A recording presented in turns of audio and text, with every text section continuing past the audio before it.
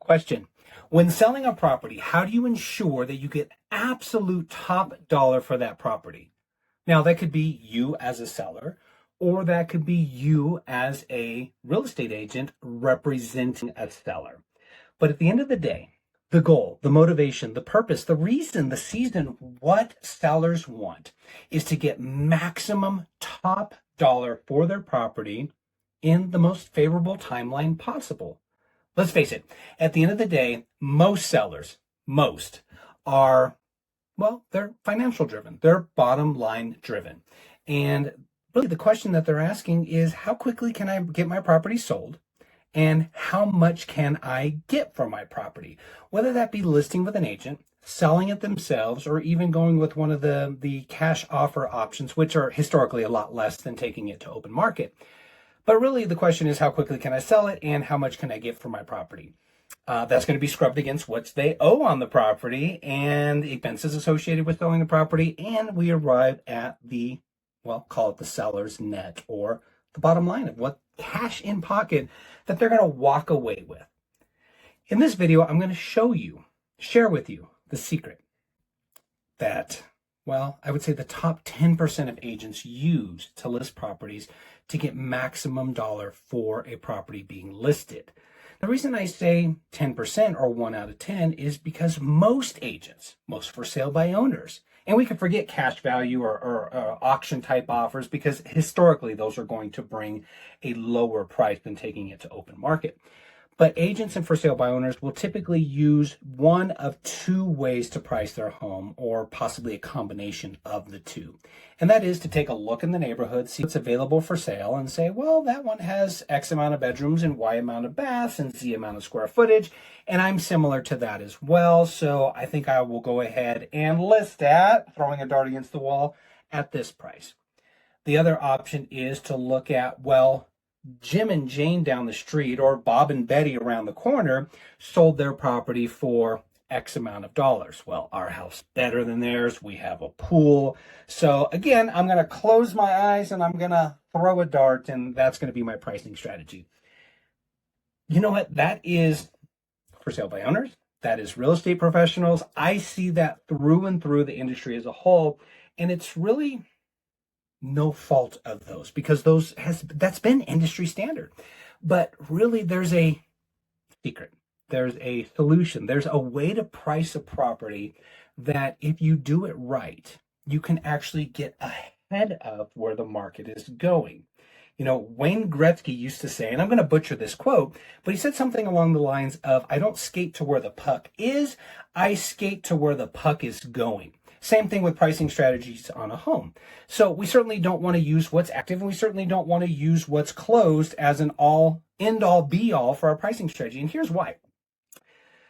Closed properties, those that have already closed escrow, a bank has already loaned on them, and then they've already been registered with the county recorder's office as this home sold for this much, creates what we call fair market value of what the property may be worth, or what it is worth at this very given moment based on what has closed. It's a snapshot in time that is current right this very second.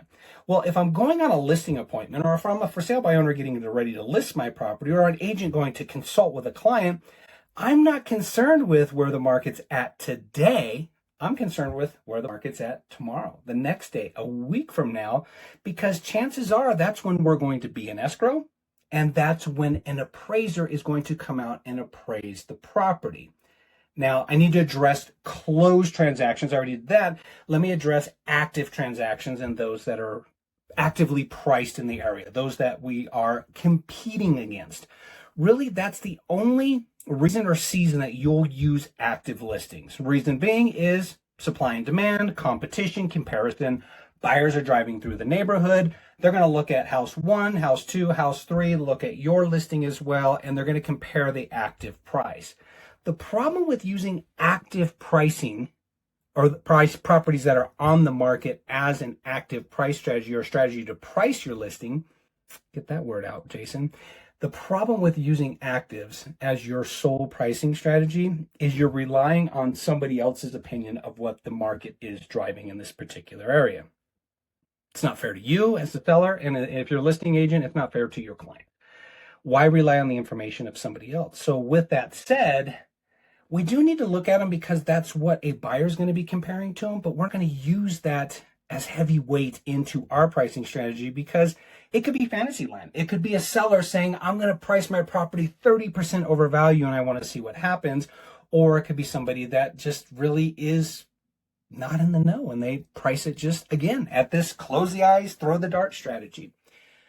So how do we price a property? What is the secret sauce to getting maximum value out of a property and getting it closed in a reasonable amount of time, meaning it's not overpriced, it's not sitting on the market and becoming a stale listing?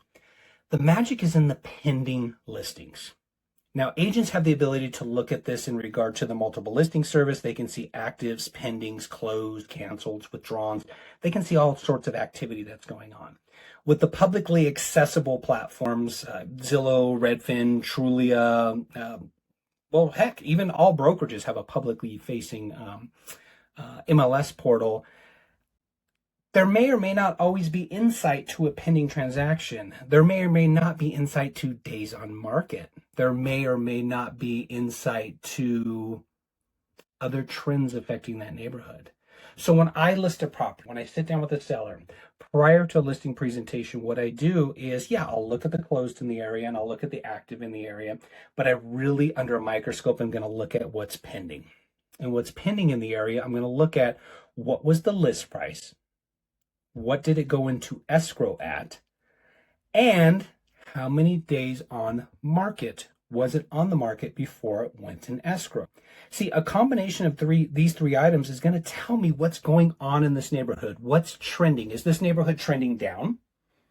Or is the neighborhood trending up? What I mean by that is, was a property listed at a certain price and then 30 days later the price was reduced and then ultimately it went into escrow on the 40th or 50th day after the price reduction? Well, on one property, that could be an anomaly. Maybe the house smelled really bad. Maybe it just didn't show well. But if I see that as a reoccurring theme with a couple properties, then that tells me that market is trending down. Now, subsequently, if there was a property that was listed and it went into escrow within 48 hours, 24 hours, 72 hours, the market is telling me that that property may have been priced a little bit low, or that there's a heavy demand in the area for that property and it was priced just perfectly. With that said, I'm going to see that that neighborhood is trending up. So when I'm looking at the factors affecting the listing that I'm going to list, bedrooms, baths, condition, upgrades, as I take those items into consideration, I'm going to look at the trends in the neighborhood and I'm going to make a percentage or a factor or an adjustment, adjusting up slightly or adjusting down slightly so that we can get into escrow and get this closed at the maximum amount that the market is willing to support, not today, but a week, 2 weeks, 3 weeks from now when we're closing escrow. All right, team, any questions? Shoot me a DM. Happy to talk pricing strategy. Been doing this for, well, it seems like 2 lifetimes. And at the end of the day, there is a strategy to it. There is a process. But with that said, any questions, drop me a direct message or continue to watch the videos. Thanks, everybody. Talk soon. Bye-bye.